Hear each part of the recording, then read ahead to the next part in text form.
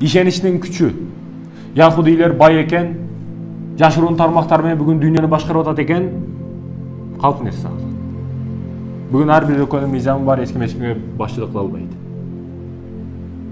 Алар сенин үйүңдөгү мышыгыңды дагы башкара албайт.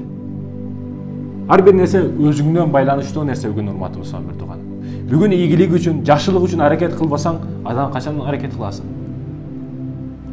Бай болсок, кантип бай болсок, дуада бай болуш турасак болот. Болот. Байлыкта кадимгидей дуада сурасаң болот, бай болоюн деп. Бирок бай болуш үчүн урматтуу мусулман тууганым, эки алтынга алмашкыс сыры бар. Биринчиси урматтуу мусулман тууган, сен бай болушуң шарт. Иншалла бай болушум шарт деп bir planı түзүп, ошол планга сөз түрдө амал кылышың керек. Бай болуштун биринчи сыры. Экинчиси ишенч, урматтуу мусулман тууган. Көп бир нерсеге ишенбейт. Сен бай болуп, миллионер болуп, жакшы адам болуп, кедейлерге зекет берип, медресе ачып, ушундай жакшы иштерди кылыш оюңа келет. Миллионер болуп, миллиардер болуп, бай болуш оюңа келет, пикирлер келет.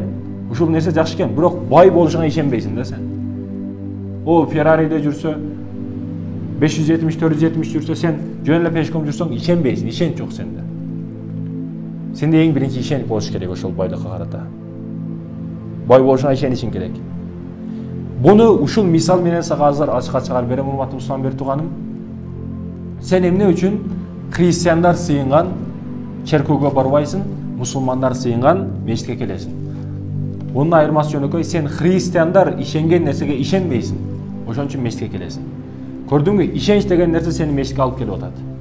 Ишенч аракетке түртүп, аракетсиздиктен тыят адамды, урматтуу мусулман тууган.